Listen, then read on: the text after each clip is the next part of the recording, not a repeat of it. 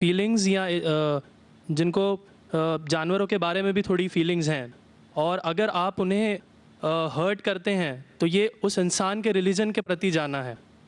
तो मेरा ये मानना है कि भगवान कुछ नहीं है, सिर्फ एक यूनिवर्सल ब्रदरहुड का माध्यम है ताकि एक भगवान को हम पूजें या इबादत करें और इसके थ्रू हम यूनाइट हो जाएं। तो मेरा सवाल ये है कि हम हमेशा भगवान को इस तरह तोलते हैं कि उसे इंसान की तरह फीलिंग्स हैं, वो हमें सज़ा देता है, हमें रिवॉर्ड करता है, पर हमारे अलावा इस यूनिवर्स में, मैं उस वर्ड पे स्ट्रेस करूँगा, यूनिवर्स में जानवर भी हैं जिनका काम इस भगवान के बिना चल रहा है, जिनमें कोई फीलिंग्स नहीं है, ना वो कुरान पढ़ते हैं ना बाइबल पढ़ते हैं। वो भी जीवित हैं, हम भी जीवित हैं। हमें एक गुमान हो गया है कि हम थोड़े स्मार्ट हैं, पर वो भी इस सृष्टि का हिस्सा हैं। तो इस यूनिवर्सल ब्रदरहुड में उनके प्रति हमारी भावनाएं के बारे में कुछ जिक्र, और मैं जानना चाहूँगा कि क्या पैंथीज़म इसका एक सॉल्यूशन नहीं है, क्योंकि इसमें हम किसी एक इंडिविजुअल को वर्शिप नहीं करते। जैसा कि जुडाइज़म में कहा गया है कि I am a jealous God, और एक जेलस एक ऐसा इमोशन नहीं है जिसे हम पूज सकें मेरे हिसाब से। पर अगर हम पैंथीज़म को एक सोल्यूशन माने तो ये एक ऐसी चीज़ है जो हमेशा रही है।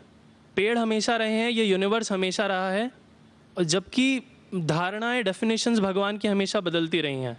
तो अगर हम गॉड को कांस्टेंट के रूप में देखना चाहते हैं और इसे एक माध्यम बनाना चाहते हैं आपसी भाईचारे का, आलमी भाईचारे का, तो क्या पैंथीज़म इसका एक सॉल्यूशन नहीं है? भाई साहब ने सवाल पूछा कि यूनिवर्सल ब्रदरहुड हम सिर्फ इंसानों तक महदूद रह गए हैं, क्या जानवर में जान नहीं है? और ये भगवान को हमने खुद बनाया ताकि आलमी भाईचारा रहे, लेकिन क्या पैंथीज़म इसका सल्यूशन नहीं है कि भगवान को हम दूसरे रूप में देखें? भाई साहब का अच्छा सवाल है। सवाल के दो हिस्से हैं। पहला एक हिस्सा है कि यूनिवर्सल ब्रदरहुड सिर्फ महदूद इंसानों तक क्यों, जानवर पेड़ पौधों को क्यों नहीं लिया गया? दूसरा सवाल, क्या पैंथीज़म इसका सल्यूशन नहीं है? पहले सवाल का जवाब कि यूनिवर्सल ब्रदरहुड, आलमी भाईचारा के अंदर हम बाकी जीवित चीज़ों को क्यों नहीं लेते? अगर लेंगे तो जीना ही मुमकिन नहीं है। अगर हम लेंगे बाकी जीवित चीज़ों को, हम आलमी भाईचारे में लेंगे, तो आपको यहाँ खड़े रहना भी मुमकिन नहीं है 5 मिनट तक के। क्यों? मैं बोलूँगा, क्योंकि मैं डॉक्टर हूँ।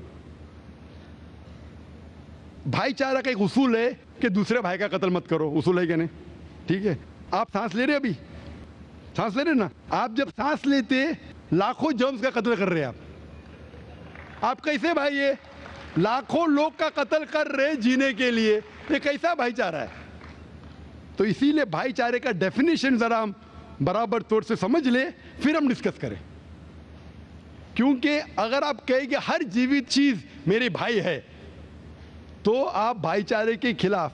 कोई भाईचारा में ये नहीं है कि दूसरों का कत्ल करो अपने आप को जिंदा रखने के लिए। कभी भी इस्लाम में ये नहीं कहा गया है कि दूसरों को दबाओ अपने आप को ऊंचा करने के लिए। और मैं अल्लाह के रसूल की एक मिसाल दूंगा आपको। अल्लाह के रसूल फरमाते हैं, आप जब देखते हैं एक खजूर का दरख्त, पाम ट्री, वो एक मोमिन की मिसाल है, मुस्लिम की मिसाल है, तो साहबा सोचते इसका क्या मतलब? क्यों एक खजूर का दरख्त, पाम ट्री को मुस्लिम कह रहे? समझ में नहीं उनको। आज हम जानते हैं, उस टाइम अल्लाह के रसूल ने कहा कोई भी पेड़ पौधे जब भी बढ़ते ऊपर, वो क्या करते हैं? आजू बाजू पेड़ को हटाते हैं, फिर ही बढ़ते हैं। नीचे जाते हैं, अपने पौधों को, रूट्स को एक्सपैंड करते हैं। इसीलिए आप देखेंगे म्युनिसिपैलिटी क्रैक्स को तोड़ती है, मजबूत करे। क्यों? वो पेड़ बढ़ता है तो क्रैक हो जाता है, फिर से टाइल लगाते हैं। जितना पौधा बढ़ता है, जितना पेड़ बढ़ता है, उतना आजू बाजू नुकसान करता है। एक वाहिद दरख्त है पाम ट्री, जो जितना ऊंचा जाता है दूसरे को नुकसान नहीं पहुंचे, सीधा जाता है। बाकी लोग यहां जाते हैं, वहां जाते, इसके घर में घुसते, उसके घर में घुसते, ऊपर जाते सीधा, किसी को तकलीफ नहीं देते, नीचे भी जाते सीधा, आजू बाजू घूमते नहीं। अगर आप अपने आप को बड़ा बनने के लिए दूसरों को दबाएंगे, ये मुस्लिम नहीं। तो अगर मैं मानूं आपकी बात को कि हर जीवित इंसान को भाईचारा करूं, तो मुझे जीने का हक ही नहीं, किसी को जीने का हक नहीं है। लेकिन उसका मतलब ये नहीं कि हम दूसरे जीवित लोग को तकलीफ पहुंचाए जानबूझ के। इसीलिए इस्लाम में जब मोहम्मद सल्लल्लाहु अलैहि वसल्लम पैगाम दिए अरब देशों में, अरब ममालिक में, तो लोग ने कहा ये कैसा इंसान है। जब अल्लाह के रसूल ने कहा कि ऊंट के ऊपर ज्यादा वजन मत डालो, हराम है, घोड़े को ज्यादा तकलीफ मत दो, तो लोग कहने लगे ये तो अभी इंसानों की हुकूक की बात कर रहा था, अभी जानवरों की हुकूक की बात कर रहा है।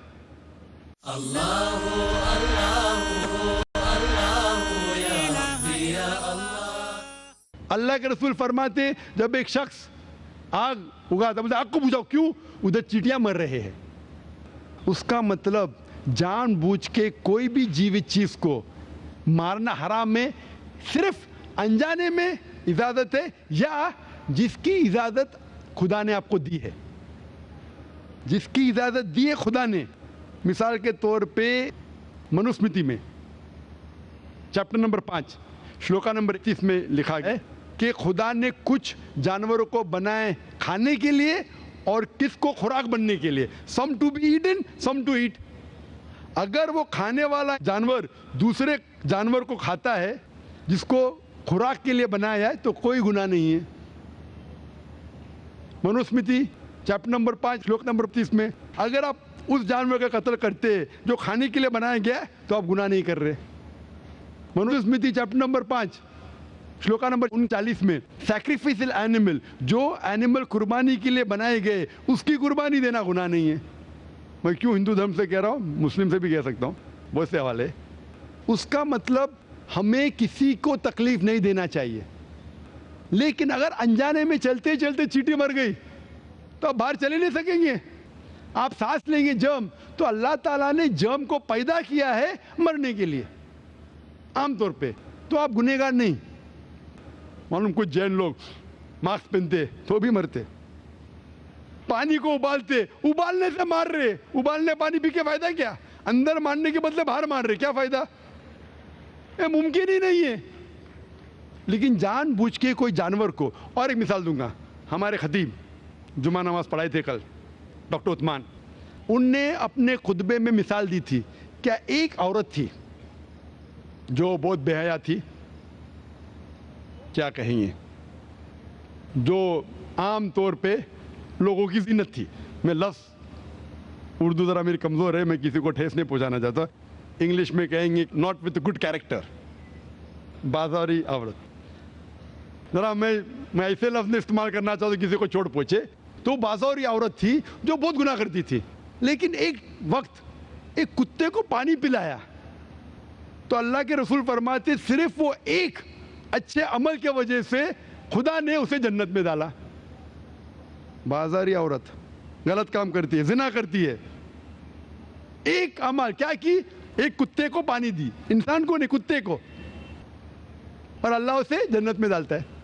दूसरी तरफ एक अच्छी औरत, नेक औरत, लेकिन एक बिल्ली को बंद करती है, चेन करके रखती है, उसकी आज़ादी को कैद करती है, अल्लाह ताला उसको जहन्नम में डालता है, नरक में डालता है। इसे कहते हैं जानवरों के हुकूक। मतलब जानवरों के भी हुकूक इस्लाम में हैं। अल्लाह के रसूल फरमाते कि चिड़िया की जान भी मत लो बिना वजह। चिड़िया, स्पैरो, आप पढ़ेंगे कुरान में और हदीस में कई इसके पर लेक्चर। तो इसलिए हम मानते हैं कि जीवित चीज का हमें एहतराम करना चाहिए, उसके रूल रेगुलेशन है। बोलेंगे सब जीवित चीज मेरे भाई है, नहीं भाई, सब भाई नहीं है। अभी कुछ लोग इतना करते, कुत्ते के पीछे हर महीने लाख रुपया खर्चा करते। अरे गरीब लोग मर रहे, लाख रुपये से 10 घर हर महीने लाख रुपया अपने पूडल के ऊपर डालते हैं। लाख रुपये से कम 10 घर तो चलेंगे ना महीने, 20 घर चलेंगे बम्बई में, हाँ के नहीं? वो 20 घर को संभालो ना, एक पूडल को संभाल रहे। ये किधर का इस्लाम है?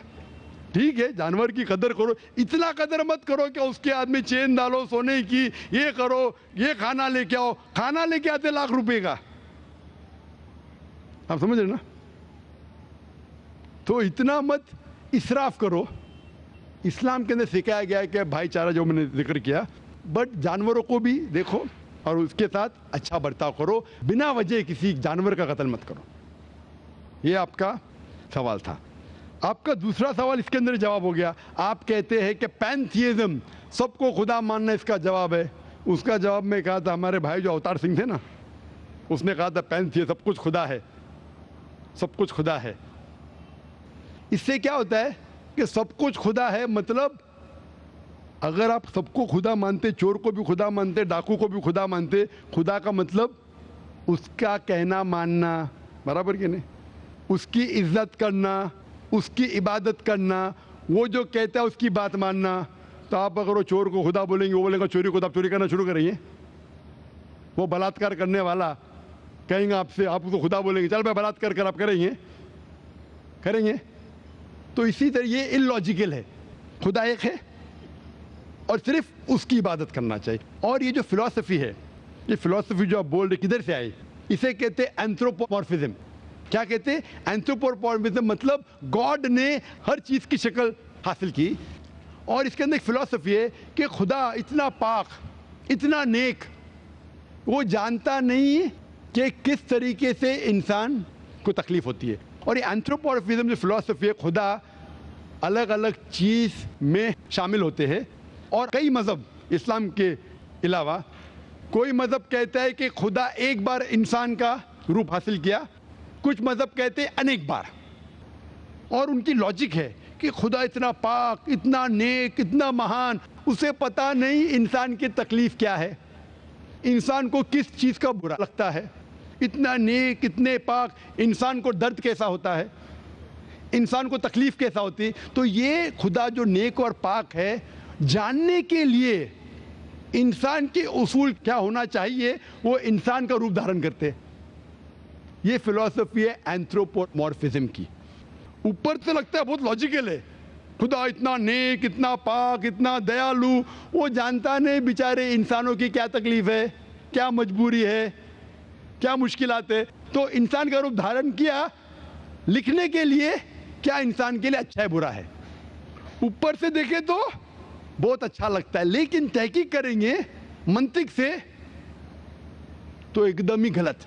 मिसाल के तौर पे, अगर मैंने एक डीवीडी प्लेयर बनाया, डीवीडी प्लेयर, क्या मुझे ज़रूरी है कि मैं डीवीडी प्लेयर बनूं ये जानने के लिए डीवीडी प्लेयर के लिए क्या अच्छा है क्या बुरा है? ज़रूरी है? नहीं। मैं एक इंस्ट्रक्शन मैन्युअल लिखूंगा कि डीवीडी प्लेयर को प्ले करने के लिए डीवीडी डालो, प्ले का बटन दबाओ, स्किप करने का स्किप का बटन दबाओ, स्टॉप करने का स्टॉप का बटन दबाओ, पानी में मत डालो खराब हो जाएगा, ऊपर से मत फेंको खराब हो जाएगा। मुझे डीवीडी प्लेयर बनने की ज़रूरत नहीं। इसी तरीके से खुदा हमारा खालिक है, हमारा बनाने वाला है, हमारा पैदा करने वाला है, उसको इंसान बनने की ज़रूरत ही नहीं। वो क्या करता है? इंस्ट्रक्शन मैन्युअल लिखता है, इंसान के लिए क्या अच्छा है क्या बुरा है, क्या खाना चाहिए क्या नहीं खाना चाहिए, कैसा इबादत करना चाहिए। और इस खुदा का आखिरी इंस्ट्रक्शन मैन्युअल है कुरान। इस ईश्वर, इस भगवान, इस अल्लाह, इस खुदा का आखिरी इंस्ट्रक्शन मैन्युअल है कुरान। इस कुरान मजीद में लिखा है आपके लिए क्या अच्छा है क्या बुरा है, किस तरीके से जानवर से अच्छा बर्ताव करना चाहिए, किस तरीके से भाईचारा बढ़ना चाहिए, किस तरीके से गरीबों की मदद करना चाहिए, सब लिखा है इसमें। खुदा को खुद इंसान बनने की ज़रूरत नहीं, क्योंकि वो हमारा खालिक है, हमारा मालिक है। तो इसीलिए ये पैंथियज्म फिलॉसफी इज टोटली रॉन्ग। और वेद में किधर नहीं लिखा है, आप जाएंगे दूसरी किताबों में लिखा है, आप अगर देखेंगे मेरी कैसेट हिंदुइज्म एंड इस्लाम पे, लेकिन वो किताबें वेद से ऊंची नहीं है। वेद में सिर्फ लिखा है तौहीद के बारे में, एक खुदा के बारे में, एक कमसत विप्रा बहुधा वेदांते, खुदा एक है, उसको नाम अलहदा दे सकते हैं आप, लेकिन खुदा एक है, उसकी सिफत आप बयान कर सकते हैं। और वो एक खुदा है न तस्य प्रतिमास्ति, उसका कोई अक्स नहीं है, ना कोई पिक्चर है, ना कोई पेंटिंग है, ना कोई मूर्ति है, ना कोई स्टैच्यू है। Hope that answers the question.